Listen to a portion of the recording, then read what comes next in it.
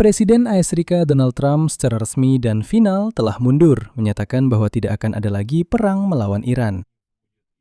Dan Amerika Serikat secara resmi kembali menerapkan tekanan sanksi seperti biasa terhadap Teheran, dengan harapan bahwa Teheran akan runtuh dan masalah nuklir akan hilang dengan sendirinya. Hari ini, 10 Agustus, Trump dalam wawancara dengan Axios mengatakan, kutipannya, "Kami meredam situasi dengan Iran."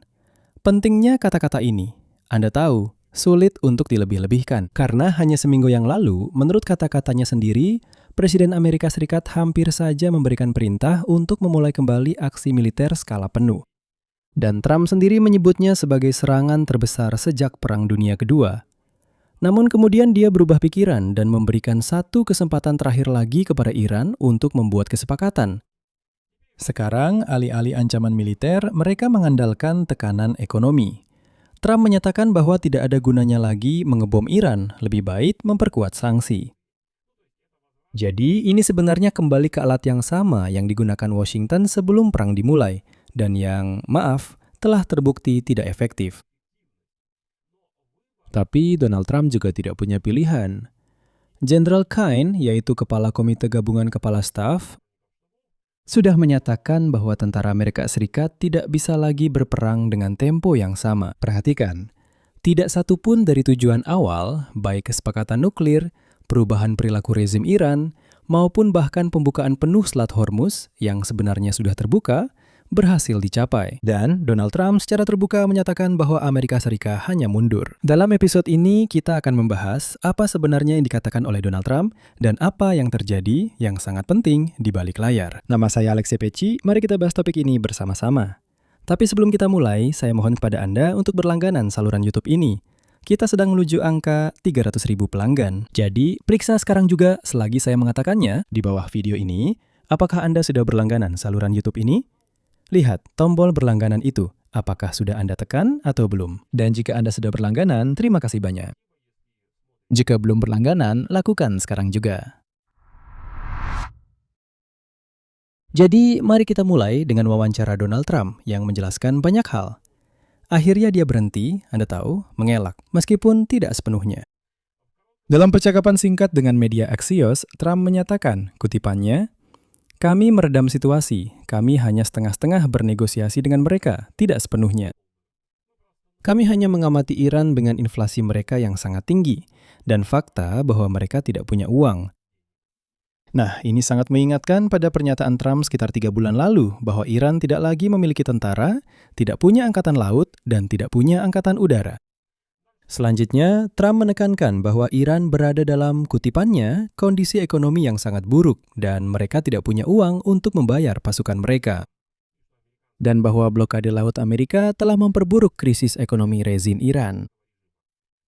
Pada saat yang sama, Trump mencatat bahwa harga minyak sudah turun ke sedikit di atas $75 per barel, sehingga konsumen Amerika merasakan lebih sedikit dampak dari perang ini. Tentang jalannya konfrontasi dengan Teheran, dia berbicara hampir secara filosofis. Dia berkata, dengarkan, semuanya akan berhasil. Saya kutip, semuanya akan berhasil, selalu berhasil, dan kali ini juga akan berhasil. Ini seperti permainan catur. Nah, saya ingatkan kepada Trump bahwa dalam permainan catur tidak selalu semuanya berjalan sesuai rencana. Kadang-kadang kamu benar-benar kalah. Yang menarik, Trump tidak menunjukkan kemarahan atau kekesalan atas fakta bahwa Iran menunda pengumuman kesepakatan dengan Oman tentang pembukaan Selat Hormuz. Padahal Trump sendiri sudah berjanji 10 hari yang lalu bahwa semuanya pasti akan dibuka. Namun pada hari Sabtu, Iran mengajukan daftar tuntutan baru untuk mengizinkan pelayaran melalui Selat Hormuz. Alih-alih pembukaan selat yang diharapkan, kini muncul lagi syarat baru. Dan sekarang Iran menuntut tidak kurang dari penarikan pasukan Amerika dari wilayah tersebut, pembayaran reparasi, pencabutan sanksi, pencairan aset Iran, serta jaminan keamanan bagi mereka sendiri dan semua kekuatan proksi mereka di wilayah tersebut. Namun yang jauh lebih penting adalah apa yang sebenarnya terjadi di balik layar sebelum perubahan sikap Donald Trump ini. Dan logikanya sebenarnya cukup jelas. Jika Anda berlangganan saluran YouTube ini, maka Anda pasti ingat bahwa kami di sini memang sudah memprediksi skenario seperti ini beberapa minggu yang lalu. Nah, hari ini media Axios menulis bahwa Menurut pejabat Amerika, seminggu yang lalu, Donald Trump memang cenderung untuk kembali melancarkan aksi militer besar-besaran terhadap Iran. Namun, dia diyakinkan untuk sementara menurunkan eskalasi situasi. Salah satu pejabat menjelaskan logika yang tampak paradoks. Aksi militer yang terus berlangsung justru memungkinkan rezim Iran menghindari keharusan menghadapi konsekuensi perang. Kerusakan infrastruktur dan krisis ekonomi yang mendalam. Ketika Iran tidak berperang, mereka akan dipaksa untuk menghadapi kenyataan pahit yang sebenarnya tidak memiliki solusi nyata. Katanya, untuk saat ini tentu semuanya masih bisa ditimpakan pada perang. Tapi setelah perang berakhir, saatnya menghadapi puing-puing yang tersisa. Dan selama Amerika Serikat terus menyerang Iran, rezim Iran bisa menjelaskan kepada rakyatnya bahwa semua masalah, semua kesulitan, semua penderitaan hanyalah karena perang masih berlangsung. Siapa bilang hidup akan mudah saat perang? Lalu, orang Amerika memutuskan, mari kita akhiri perang ini. Kita hentikan. Tidak ada lagi pemboman. Tidak ada lagi serangan udara. Dan saat itu, rezim Iran harus menghadapi semua masalah itu sendiri. Mereka juga harus menjelaskan kepada masyarakatnya kenapa mereka sama sekali tidak bisa mengatasi masalah-masalah tersebut. Sementara itu, menurut sumber yang sama, sekitar 8 juta barel minyak setiap malam tetap keluar dari Teluk Persia melalui jalur selatan Selat Hormuz dengan koordinasi militer Amerika. Dan Amerika Serikat berniat untuk mencoba mengekspor lebih banyak minyak lagi selama kesepakatan belum tercapai. Jadi, blokade itu secara fisik masih tetap berlaku. Bahkan saat masih ada pembicaraan tentang deeskalasi, pada saat yang sama sebagian minyak tetap diekspor. Oleh karena itu, hal ini setidaknya sedikit membantu menstabilkan pasar. Meskipun tentu saja pasar belum kembali ke tingkat sebelum perang, tapi setidaknya situasinya sedikit membaik. Dan Wakil Presiden Amerika J.D. Vance pada hari Sabtu dalam siaran Fox News menyatakan bahwa membicarakan berakhirnya konflik masih terlalu dini. Kutipannya, masalah ini belum selesai. Ini jelas bukan di awal. Kita berada di tengah-tengah permainan dan kita menggunakan serangkaian alat diplomatik, ekonomi, dan militer untuk memastikan hasil terbaik bagi rakyat Amerika. Jadi, sederhananya, menurutnya, Amerika Serikat memutuskan untuk hanya mengamati bagaimana Iran, sesuai rencana mereka, perlahan-lahan akan kehilangan kekuatan dan pada akhirnya akan mati, atau meminta bantuan dan berkata, "Oke, sudah cukup. Kami kehabisan tenaga. Tidak ada uang. Ekonomi runtuh. Mari kita capai kesepakatan." Tapi Iran sejauh ini bertindak berbeda, tidak seperti yang diharapkan di Washington. Pada hari Sabtu, Kepala Dewan Keamanan Nasional Tertinggi Iran, Muhammad Bagher Zalgadar, seorang veteran Korps Pengawal Revolusi Islam, mengajukan 6 syarat tambahan di luar apa yang telah disepakati dalam perjanjian Oman tentang pembukaan Selat Hormuz. Tuntutan Iran kepada Amerika Serikat adalah sebagai berikut. Penghentian perang secara permanen terhadap Iran dan semua sekutunya di kawasan, yaitu mempertahankan semua kekuatan proksi. Penghentian segala ancaman dan penghinaan terhadap Iran dalam bentuk apapun. Penghapusan blokade laut Amerika terhadap pelabuhan-pelabuhan Iran. Penarikan pasukan bersenjata Amerika dari sekitar Iran, yang berarti hampir seluruh Timur Tengah. Yang dimaksud di sini adalah bahwa Amerika harus menutup semua pangkalan militernya di Qatar, Arab Saudi, Uni Emirat Arab, Bahrain, Kuwait, dan sebagainya. Selanjutnya, kompensasi dari Amerika Serikat atas kerugian yang disebabkan oleh perang tahun ini dan konflik pada bulan Juni 2025. Yang sebagian besar dipicu oleh Israel. Jadi Iran mengatakan, bayarlah kami reparasi dan, yang penting, pampasan perang. Dan poin berikutnya, penghapusan sanksi terhadap Republik Islam Iran dan pembebasan tanpa syarat aset-aset Iran yang dibekukan di luar negeri. Maksud tersirat dalam pernyataan Zalgadar, syarat-syarat ini harus dipenuhi sebelum atau bersamaan dengan kompromi apapun terkait Selat Hormuz. Di selat yang sama, yang berulang kali dijanjikan akan dibuka oleh Trump. Seorang diplomat dari salah satu negara mediator mengatakan bahwa pernyataan Zalgadar mencerminkan pertarungan politik internal di dalam rezim Iran. Dan disinilah muncul detail yang menarik. Menurut CBS News, Zalgadar sendiri akan segera menjadi penasihat politik bagi pemimpin tertinggi Iran, Mojtaba Khamenei. Artinya, ia beralih dari peran operasional ke peran konsultatif. Hal ini bisa menunjukkan adanya perombakan di dalam kepemimpinan Iran tepat di tengah krisis. Dan berikut berita selanjutnya. Dilaporkan bahwa hari ini pemimpin tertinggi Iran, Mojtaba Khamenei, menunjuk Mohsen Rizai sebagai perwakilannya di Dewan Keamanan Nasional tertinggi negara itu.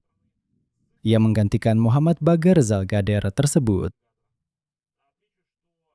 Perlu saya catat, Mohsen Rizai adalah penasihat militer senior Iran dan mantan komandan Korps Pengawal Revolusi Islam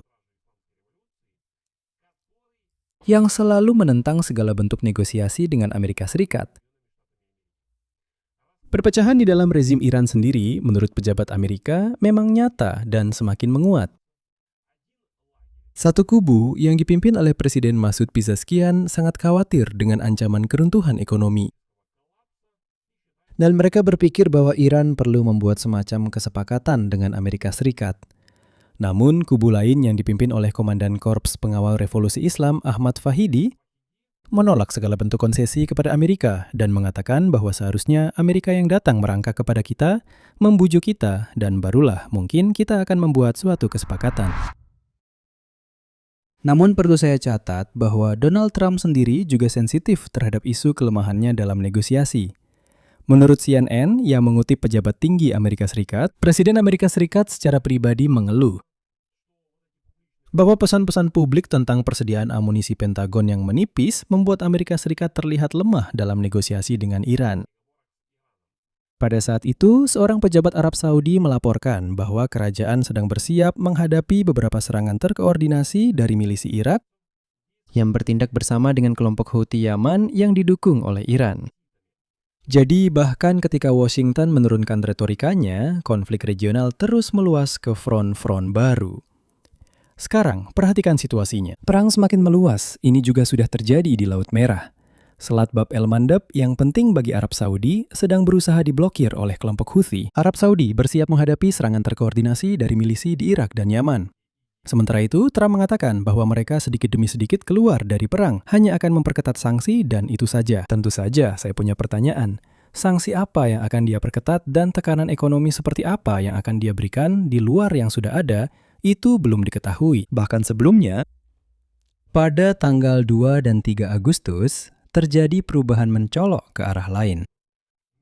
Kurang dari sehari setelah Trump menyatakan optimisme tentang kesepakatan yang hampir tercapai terkait Selat Hormuz, dia tiba-tiba beralih ke kritik tajam terhadap rezim Iran. Dengan menyebut kepemimpinan Iran, kutipan, sangat munafik setelah Teheran membantah dimulainya kembali negosiasi. Hal ini menunjukkan bahwa, seperti yang dikatakan Trump, meredanya perang saat ini bukanlah strategi baru yang berkelanjutan, melainkan mungkin hanya satu titik lagi dalam proses naik turun yang telah berlangsung selama beberapa bulan. Inilah fluktuasi bolak-balik seperti bandul, ini sudah berlangsung sangat lama. Sekarang di kubu Trump mereka bilang, kami memutuskan untuk menekan secara ekonomi. Tidak ada yang tahu berapa lama ini akan berlangsung. Kesimpulannya, secara formal perang belum dinyatakan berakhir. JJ Defense secara langsung mengatakan bahwa ini belum berakhir dan bahwa instrumen diplomatik, ekonomi, dan militer digunakan secara bersamaan. Namun pada dasarnya, Trump baru saja secara terbuka mengakui bahwa alih-alih tekanan militer, sekarang fokusnya kembali pada hal yang sama yang berhasil sebelum perang ini dimulai, yaitu sanksi, blokade, dan pencekikan ekonomi sambil menunggu sampai Iran kehabisan tenaga.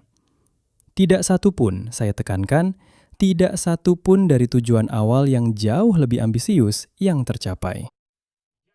Tidak ada kesepakatan nuklir. Tidak ada perubahan perilaku rezim Iran. Tidak ada penghapusan program rudal dan program drone Iran.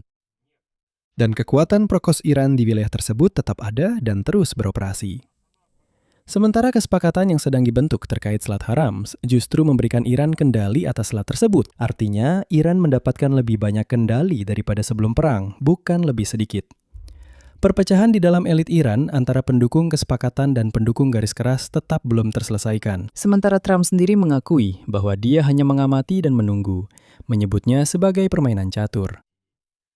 Pernyataan itu sendiri lebih terdengar seperti pengakuan jalan buntu daripada gambaran strategi kemenangan. Dan para pendukung Donald Trump yang meyakinkan bahwa, kamu hanya tidak mengerti rencana strategis mendalam dari Presiden Amerika. Jadi, apa sebenarnya rencananya? Lihat, sebelum perang, Trump mengumumkan akan mencekik ekonomi Iran dan memperkuat sanksi. Dia terus memperkuat, lalu memutuskan bahwa itu tidak berhasil. Jeratan ekonomi tidak berhasil, jadi dia beralih ke tindakan militer. Begitulah cara kerjanya. Jika tuas tekanan diplomatik, politik, dan ekonomi tidak berhasil, tuas terakhir adalah militer. Dia memilih perang. Dan sekarang, setelah hampir setengah tahun, dia kembali ke upaya mencekik ekonomi. Artinya, kembali ke hal yang tidak berhasil sebelum dimulainya aksi militer. Dan logikanya yang muncul adalah bahwa aksi militer tidak membawa hasil apapun. Mereka justru memperburuk situasi bagi Amerika Serikat. Dan seolah-olah tidak terjadi apa-apa. Trump berkata, ya sudah, kita kembali ke titik awal. Kita akan sekadar mengamati, tidak akan berperang lagi. Dan saya punya pertanyaan untuk pemilih Amerika. Apakah kalian tidak ingin bertanya kepada presiden kalian, sebenarnya itu semua apa? Itu, maksudnya apa itu? Apa yang sudah kamu capai? Dan apa yang sebenarnya kamu coba capai? Lalu kenapa kamu kembali ke titik awal? Dan kamu pura-pura seolah-olah memang itu yang direncanakan sejak awal. Di sini saya beri tanda titik-titik dulu. Pendapat dan kesimpulan kalian silahkan tulis di kolom komentar. Jangan lupa subscribe channel ini, tekan lonceng, dan jangan lupa like videonya. Jika kalian ingin mendukung kerja channel YouTube ini, saya akan sangat berterima kasih. Kalian bisa melakukannya dengan donasi melalui tautan dan informasi yang ada di deskripsi video ini, atau dengan menjadi sponsor di YouTube. Dan terakhir, saya ingin meminta kalian untuk memeriksa sekali lagi apakah kalian sudah subscribe channel YouTube ini. Jika belum, silakan subscribe sekarang juga. Itu saja dari saya, jaga diri kalian, sampai jumpa semuanya.